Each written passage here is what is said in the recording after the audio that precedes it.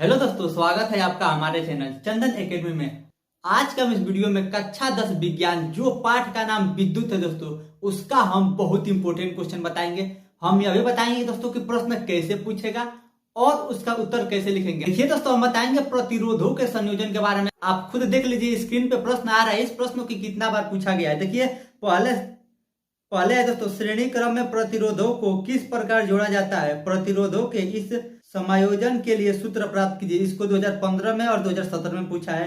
फिर इसी प्रश्न को घुमा फिरा के दूसरे तरीका से पूछा है। वो क्या है दोस्तों, श्रेणी क्रम में 3 प्रतिरोधों को जोड़ा जाता है।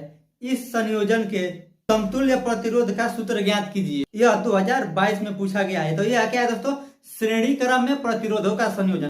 उसके बाद आता है दोस्तों समांतर क्रम में प्रतिरोधों का संयोजन। इसको देखिए कितना बार पूछा है। देखिए पहले दिया है समांतर क्रम में जुड़े 3 प्रतिरोधों के तुल्य प्रतिरोधों के लिए सूत्र का निगमन कीजिए। इसको 2016 में पूछा है, 17 में पूछा है और 19 में पूछा है। इसका मतलब दोस्तों ये कई प्रश्न को घुमा फिरा के पूछा गया है। आप पढ़ लीजिए, हम पढ़ेंगे तो ज्यादा टाइम लगेगा और इसको हम बहुत ही आसान भाषा में एक एक टॉपिक को अच्छे से समझा देंगे।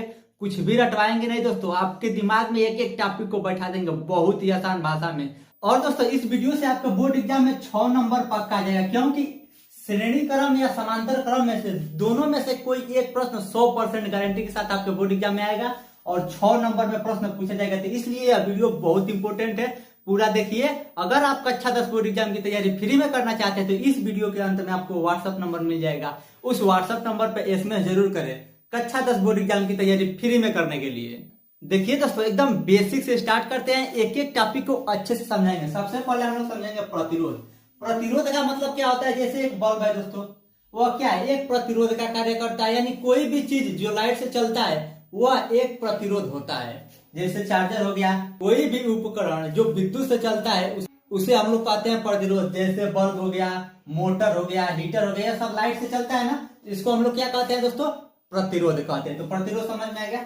आप प्रतिरोधों का संयोजन, संयोजन का मतलब होता है जोड़ना। जैसे आप एक घर में कई बल्ब देखे होंगे जलता है ना, तो कई बल्ब एक साथ जोड़कर जलता है। आप देखे होंगे दोस्तों, एक घर में कई बल्ब जोड़कर जलता है। तो उसी को क्या करना है, हमको प्रतिरोधों को संयोज करना है। कहीं मोटर लगाना है, कहीं बल्ब लगाना है, यह सब क्या है, प्रतिरोध है। इन सबको क्या करना है, संयोज करना है। तो यह 2 प्रकार से जोड़ा जाता है। पहला है दोस्तों श्रेणी क्रम और दूसरा है समांतर क्रम। हम दोस्तों आपको बहुत ही आसान भाषा में बताएंगे कि श्रेणी क्रम और समांतर क्रम में कैसे प्रतिरोधों को जोड़ते हैं। देखिए दोस्तों, पहला हम हेडिंग डाले हैं श्रेणी क्रम में प्रतिरोधों का संयोजन, और इसको हम दोस्तों मिटाकर बता रहे हैं आपको। देखिए दोस्तों, हम सबसे पहले क्या मानेंगे, 3 प्रतिरोध मान लेंगे। तो प्रतिरोध की जगह पर हम कुछ भी ले सकते हैं, तो हम लोग क्या मान लेंगे, 3 बल्ब। देखिए दोस्तों, हम 3 प्रतिरोध बना दिए हैं। प्रतिरोध यानी 3 बल्ब बना दिए हैं। अब इसको क्या करना है दोस्तों, देखिए बल्ब में क्या होता है, एक प्लस होता है, एक माइनस होता है। यानी जो बड़ा होता है वह प्लस वाला होता है और जो छोटा होता है वो माइनस में होता है। तीनों में यही है, या क्या है, प्लस है, और या माइनस वाला है, या प्लस वाला, या माइनस वाला, या प्लस वाला, या माइनस वाला। इतना समझ में आएगा दोस्तों। यह क्या है, 3 बल्ब है या 3 प्रतिरोध है। अब देखिए दोस्तों, इसमें 2 सिरा है। यह हो गया पहला सिरा और एक हो गया दूसरा सिरा। यानी जब 2 तार निकले रहेंगे तो उसको कहेंगे 2 सिरा। जो बड़ा है उसको पहला सिरा, इसको दूसरा सिरा। तो देखिए यहाँ पे क्या लिखा है, श्रेणी क्रम में। कौन से क्रम में दोस्तों, श्रेणी क्रम में प्रतिरोधों का संयोजन। इसका मतलब दोस्तों ये जो तीनों प्रतिरोध है इसका जोड़ इस प्रकार होता है कि पहला प्रतिरोध का दूसरा सिरा, या पहला प्रतिरोध है या दूसरा प्रतिरोध है या तीसरा प्रतिरोध है, पहला प्रतिरोध का दूसरा सिरा। तो यह पूरा क्या है, पहला प्रतिरोध है, और पहला प्रतिरोध का दूसरा सिरा यह है। तो पहला प्रतिरोध का दूसरा सिरा यानी यह दूसरे प्रतिरोध के पहले सिरे से, क्या दोस्तों, यह दूसरा प्रतिरोध है और दूसरा प्रतिरोध के पहले सिरे से, क्या दोस्तों, यह दूसरा प्रतिरोध है, दूसरा प्रतिरोध के पहले सिरे से। एक बार और ध्यान से समझिए दोस्तों, पहला प्रतिरोध का दूसरा सिरा, क्या दोस्तों, यह पहला प्रतिरोध का दूसरा सिरा यानी यह दूसरे प्रतिरोध के पहले सिरे से, यह दूसरा प्रतिरोध है और दूसरा प्रतिरोध का पहला सिरा यह, यानी इससे यह जुड़ा रहेगा। ठीक, उसके बाद आगे दोस्तों, तथा दूसरा प्रतिरोध का दूसरा सिरा, तो यह हो गया दोस्तों दूसरा प्रतिरोध का दूसरा सिरा तीसरे प्रतिरोध के पहले सिरे से जुड़ा हो। क्या दोस्तों, दूसरा प्रतिरोध का दूसरा सिरा तीसरे प्रतिरोध के, क्या दोस्तों, दूसरा, यह हो गया दूसरा प्रतिरोध का दूसरा सिरा, यह हो गया दूसरा प्रतिरोध का दूसरा सिरा तीसरे प्रतिरोध के, यह हो गया तीसरा प्रतिरोध के पहले सिरे से जुड़ा हो। क्या दोस्तों, तीसरे प्रतिरोध के पहला सिरे या पहला सिरा से जुड़ा हो। इतना समझ में आ गया तार कैसे जोड़ना है, इसका इसके साथ और इसका इसके साथ जुड़ा हो। इतना समझ में आ गया। अगर नहीं समझ में आया तो एक बार और वीडियो को आप देख लीजिए, क्योंकि हमने आपको बहुत ही आसान भाषा में बताया है कैसे कैसे जोड़ना है। देखिए, पहला प्रतिरोध का दूसरा सिरा दूसरे प्रतिरोध के पहले सिरे से ऐसे तार जोड़ देंगे। फिर देखिए, दूसरा प्रतिरोध का दूसरा सिरा को तीसरे प्रतिरोध के पहले सिरे से जोड़ देंगे। तो अब क्या होगा दोस्तों, एक इधर से ऐसे तार यहाँ पे निकल गया और एक यह तार ऐसे निकल गया। यानी दो तार हमको चाहिए ना, सेल या बैटरी में जोड़ने के लिए दो तार यूज किया जाता है। तो इन सबको तो आपस में जोड़ दिया गया है ऐसे करके, और केवल क्या है, दो तार बाहर निकल गया है। अब देखिए इसमें क्या लिखा है, इसमें R1 R2 तथा R3 प्रतिरोध के श्रेणी में जोड़कर। क्या दोस्तों, इनका प्रतिरोध कितना है, इसका R1 है, इसका R2 है और यह R3 है। यानी इन तीनों का प्रतिरोध कितना है, इसको R1 माने हैं, इसको R2 और इसको R3 माने हैं। ठीक, इतना समझ में आ गया दोस्तों। प्रतिरोधों को श्रेणी क्रम में जोड़कर, इसको क्या किया गया दोस्तों, किस क्रम में जोड़ा गया, श्रेणी क्रम में जोड़कर। अब देखिए आगे क्या लिखा है दोस्तों, एक सेल हमको अब क्या बनाना है, एक सेल। ऐसे यहाँ पे एक बैटरी या सेल बना देंगे।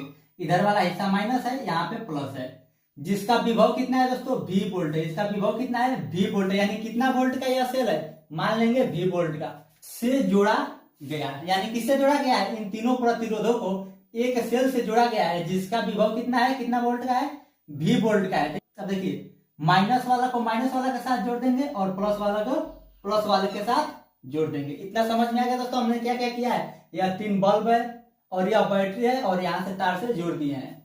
तथा तुल्य प्रतिरोध R माना गया है। इसका तुल्य प्रतिरोध कितना माना गया है दोस्तों, R मान लेंगे। यानी पूरा प्रतिरोध इसको क्या मान लेंगे, माना गया है R। अब हम लोग क्या मान लेंगे दोस्तों, माना विभवांतर V1 V2 तथा V3 है। सब में अलग अलग विभवांतर होगा। तो इसमें कितना विभवांतर मान लेंगे, 1 में V1, इसमें V2 और इसमें V3। अब देखिए दोस्तों, इस चित्र को हम विज्ञान के भाषा में कैसे बना रहे हैं, इतना तो आपको समझ में आ गया। इसमें क्या क्या किया है, 3 बल्ब है, तीनों बल्ब को श्रेणी क्रम में जोड़े हैं और जो दोनों तार आया है उसको बैटरी के साथ जोड़ दिए। इस चित्र को हम यहाँ पे आपको अच्छे से समझा रहे हैं, ध्यान से समझिएगा दोस्तों। देखिए दोस्तों, प्रतिरोधों को हम ऐसे दर्शाते हैं। तो यह क्या हो गया दोस्तों, एक प्रतिरोध, यानी इसका चित्र बन गया। देखिए दोस्तों, हम लोग विज्ञान के भाषा में प्रतिरोध को ऐसे दर्शाते हैं। तो यह पहला प्रतिरोध बना दिए। फिर उसके बाद क्या है, दूसरा प्रतिरोध। तो यहाँ पे क्या करेंगे दोस्तों, दूसरा प्रतिरोध बना दिए। फिर उसके बाद एक और बल्ब है, इसका भी हम प्रतिरोध बना देंगे। ऐसे दर्शाते हैं विज्ञान के भाषा में। तो यह क्या हो गया दोस्तों, 3 प्रतिरोध यहाँ पे बना दिए। यह क्या है दोस्तों, पहला R1 है, दूसरा R2 है और तीसरा क्या है दोस्तों, R3 है। सेम यही चित्र यहाँ पे हम लोग बना रहे हैं। उसके बाद देखिए दोस्तों, विभव क्या था, V1 V2 V3 था। यानी इसका V1, इसका V2 और इसका V3। तो यह हो जाएगा V1 V2 V3। इतना समझ में आ गया दोस्तों। उसके बाद हम लोग क्या किए थे, एक यहां से यह 2 तार आया था ऐसे लेकर ऐसे, और इसको बैटरी के साथ हम लोग जोड़ दिए थे। देखिए दोस्तों, जो यह तार ऐसे दोनों आया था ना, उसको क्या किया, यहाँ पे बैटरी के साथ जोड़ दिए हैं। यहाँ पे हम लोग क्या बना देंगे, एक बैटरी बना दिए हैं। यह प्लस वाला है हिस्सा है, यह माइनस वाला, इधर का भी यह प्लस वाला है और इधर का यह माइनस वाला हिस्सा है। इतना समझ में आ गया दोस्तों। तो दोस्तों, इतना आपको समझ में आ गया। इसी चित्र को हम यहाँ पे बनाए हैं, सेम टू सेम 3 प्रतिरोध है तो 3 प्रतिरोध बना दिए हैं। उसके बाद दोस्तों, जो यह 2 तार ऐसे आकर एक सेल के साथ जुड़ गया है, यहाँ पे भी सेल के साथ जुड़ गया है। और इस सेल का विभवांतर क्या है दोस्तों, V है। सेल का विभवांतर V है। तो जब यहाँ पे V है तो यह तीनों में कुछ कुछ बढ़ जाएगा, क्योंकि कुछ इसका भी प्रतिरोध होगा, कुछ इसका भी प्रतिरोध होगा, कुछ इसका भी प्रतिरोध होगा। और इसमें क्या होता है दोस्तों, विद्युत धारा होता है। विद्युत धारा को किससे प्रदर्शित करेंगे, विद्युत धारा को I से प्रदर्शित करते हैं। तो जो विद्युत धारा होगा दोस्तों, वो सब जगह समान होगा। यहाँ पे VI होगा, यहाँ पे VI होगा, यहाँ पे VI होगा और यहाँ पे VI होगा। यानी विद्युत धारा में कोई परिवर्तन नहीं रहेगा। जितना का सेल का विद्युत धारा होगा, उतना इन सभी का विद्युत धारा बराबर रहेगा। बदलेगा तो क्या, प्रतिरोध बदलेगा। देखिए, इसका R1 है, R2 है, R2 है और R3 है, तो प्रतिरोध बदल रहा है। और वोल्टेज भी बदलेगा। इसका वोल्टेज V1 है, इसका V2 है और इसका V3 है, तो वोल्टेज भी बदलेगा और प्रतिरोध भी बदलेगा, लेकिन विद्युत धारा समान रहेगा। इतना समझ में आएगा दोस्तों।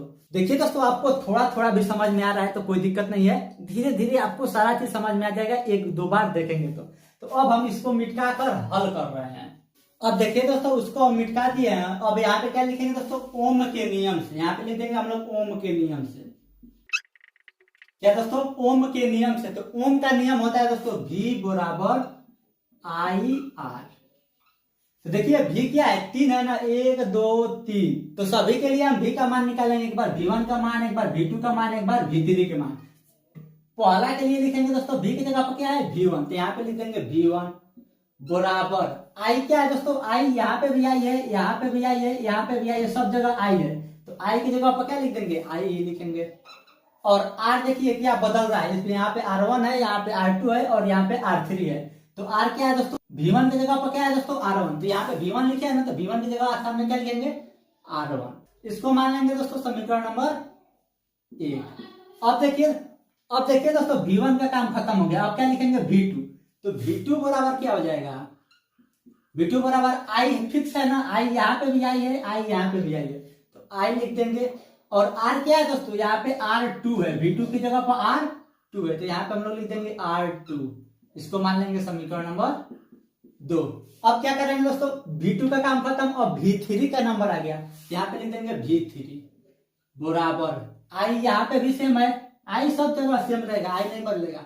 तो I और R कितना है दोस्तों, V3 की जगह पर प्रतिरोध कितना है, R3 है, यहाँ पे लिख देंगे R3 हो जाएगा समीकरण नंबर 3। तो अब देखिए यह 3 समीकरण बना दिए हैं। उसके बाद लिखेंगे दोस्तों यह तीनों समीकरण है 1 2 3। तो समीकरण 1 2 3 को जोड़ने से, यानी इन तीनों समीकरण को क्या करेंगे, जोड़ देंगे। तो देखिए समीकरण को कैसे जोड़ते हैं, जो बराबर के इधर है उसको बराबर के इधर लिखकर जोड़ देंगे, और जो बराबर के उधर है उसको बराबर के उधर लिखकर जोड़ देंगे। देखिए कैसे, सभी को इधर जोड़ेंगे। तो इधर क्या है दोस्तों, V1 है प्लस V2 है प्लस V3 है, यानी इन सभी को जोड़ दिए हैं, तीनों समीकरण को जोड़ना है। फिर बराबर है तो बराबर लिखेंगे, अब बाकी सबको इधर जोड़ देंगे। तो पहले दोस्तों IR1 plus IR2 plus IR3। यह क्या होगा दोस्तों, इधर का तीनों जोड़ दिए और इधर का तीनों समीकरण का जोड़ देंगे। अब देखिए क्या करेंगे दोस्तों, देखिए यहाँ पे जिसका कुल विभव क्या है V है, यानी इन तीनों का जोड़ेंगे तो कितना आंसर आएगा V। विभव टोटल कितना है, देखिए यही ना V है और यह 3 जगह बटा है, तो इन सभी को जोड़ेंगे तो आंसर क्या आएगा V है ना, यानी इन सभी का योग कितना आएगा V, क्योंकि V ही इन तीनों में बटा है। जैसे मान लीजिए यहाँ पे 5 है, तो यहाँ पे क्या हो गया है, 1 हो गया है, यहाँ पे 2 हो गया है, यहाँ पे 3 बट गया है, यह 5 ही ना दोस्तों, तीनों जगह बटा है। तो जब तीनों को जोड़ेंगे तो 5 आ जाएगा, क्योंकि 5 ही इधर जा रहा है तो 5 ही बट रहा है। तो क्या होगा दोस्तों, जब पूरा विभव कितना है, कुल विभव कितना है V वोल्ट, तो यहाँ पे हम लोग लिख देंगे कि कुल विभव क्या है V वोल्ट है। तो देखिए हम यहाँ पे लिख दें, चूंकि कुल विभव V वोल्ट है, यानी यह पूरा का मान कितना है दोस्तों V है। क्यों है दोस्तों, क्योंकि हम यहाँ पे माने V है, तो ये पूरा का मान कितना हो जाएगा V हो जाएगा बराबर, इसको हम लोग लिख देंगे same to same IR1 plus IR2 plus IR3। इन सभी को हम क्या किए हैं, लिख दिए हैं और इसको यहाँ पे लिख दिए हैं, और इतना के जगह पर हम लोग भी लिख दिए हैं। अब देखिए दोस्तों, इसी को हम लोग यहाँ पे लिखते हैं। यहाँ पे क्या हो जाएगा दोस्तों, V बराबर IR1 plus IR2 plus IR3, यानी इसको हम लोग यहाँ पे लिख दिए। अब इसको कैसे हल करेंगे, देखिए यहाँ पे V है तो V रहना, यहाँ पे बराबर है तो बराबर लिख देंगे। अब देखिए दोस्तों, जो तीनों में कॉमन क्या है, देखिए यहाँ पे भी I है, यहाँ पे भी I, यहाँ पे भी I, R है तीनों में, लेकिन यहाँ पे R1 है, यहाँ पे R2 है और यहाँ पे R3 है। तो R सेम नहीं है, लेकिन I क्या है, तीनों में है, तो I को कॉमन लिख देंगे और कोष्टक में क्या लिख देंगे, और कोष्टक में जो बचता है उसको लिख देते हैं। I यहाँ से बाहर निकल जाएगा तो क्या बचेगा दोस्तों, R1 प्लस, यहाँ से भी I बाहर निकल गया तो क्या बच गया R2 प्लस, यहाँ से भी I बाहर निकल गया तो क्या बच गया दोस्तों R3। इतना समझ में आएगा दोस्तों। अब आगे देखिए, V बराबर क्या होता है IR, तो हम लोग V की जगह पर क्या रख सकते हैं दोस्तों IR, तो V की जगह पर क्या रख देंगे IR। बराबर है तो बराबर। यहाँ पे क्या किया दोस्तों, v की जगह पर आई आर लिख दिए क्योंकि सूत्र होता है ओम के नियम से। तो यहाँ पे हो जाएगा दोस्तों आई, यह बचा है फिर कोष्टक में R1 plus R2 plus R3। अब देखिए दोस्तों, आपने एक नियम पढ़ा होगा कि इन दोनों के बीच में कुछ नहीं है तो क्या है, गुणा है। तो जब बराबर के इधर गुणा है तो बराबर के उधर जाएगा तो क्या होगा, बट्टे में हो जाएगा यानी भागे में। यहाँ पे हम लोग लिख सकते हैं आर बराबर, आर आई को क्या किया है, बराबर के उधर भेज दिए। तो देखिए क्या होगा, यह हो जाएगा आई है तो आई, फिर कोष्टक में क्या है R1 plus R2 plus R3, इन तीनों को लिखकर और बट्टे में क्या हो जाएगा आई। आई क्या है दोस्तों, बराबर के इधर गुणा में है तो बराबर किधर आता है तो यह क्या हो जाता है बट्टे में, यानी आई से आई।